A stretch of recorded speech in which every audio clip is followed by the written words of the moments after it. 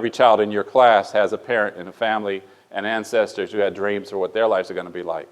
When we think about the responsibility to do what we need to do today, there are folks like that are behind us who had dreams and wishes for what your life would be like and what your children's lives would be like. And so when we ask why, because that's what we're supposed to be doing, right?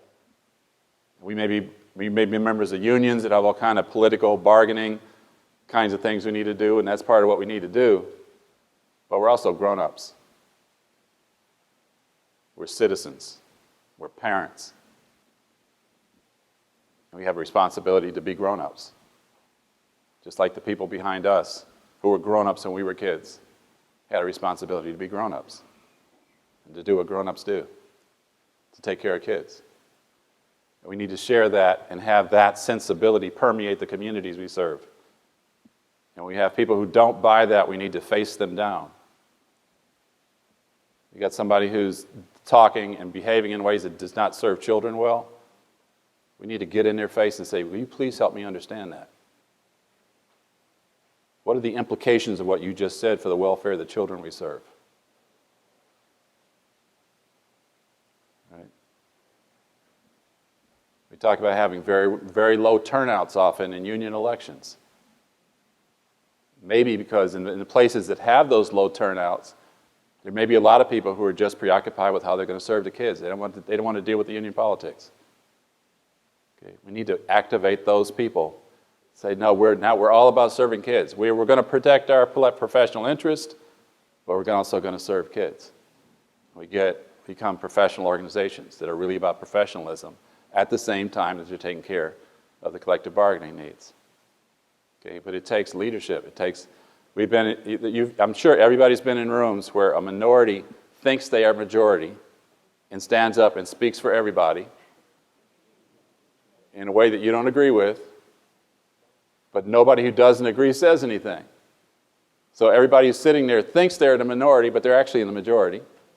And the minority who's doing all the talking thinks they're the majority. Okay?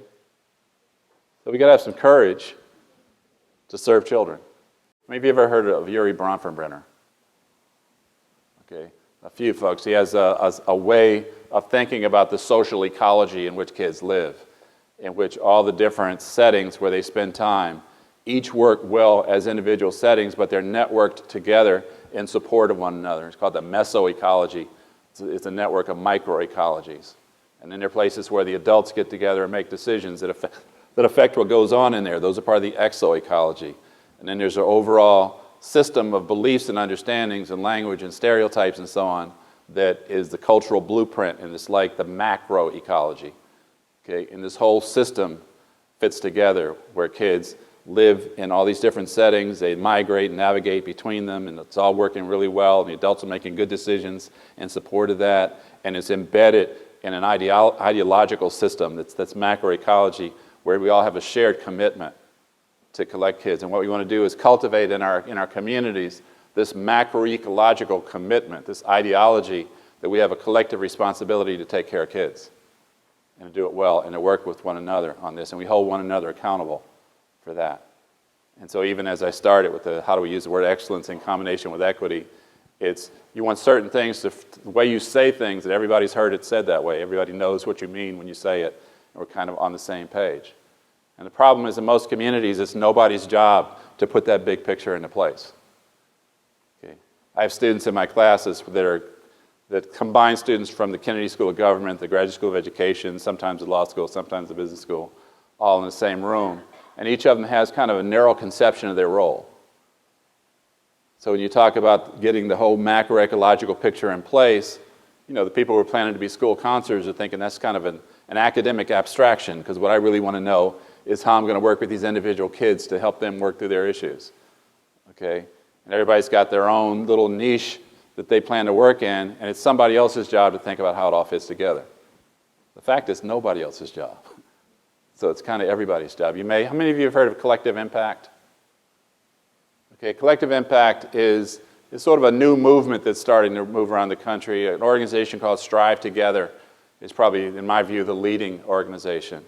If you Google Strive Together, it'll take you to a website that there's a network of cities around the country that are coming together to try to align the commitments of the people who control resources with what are called backbone organizations that help to try to coordinate and be on top of everything. And then you've got frontline organizations that work with families and so on. And so they're really trying to put it all together. It's very political. It's not easy to do. But that's one place where I say it's nobody's job to think about the whole thing. Well, backbone organizations are kind of trying to take that on. They're outside of government because you want them to be long-term. You want them to survive administrations, so you don't want the mayor to capture it necessarily, but you want the mayor to endorse it, right?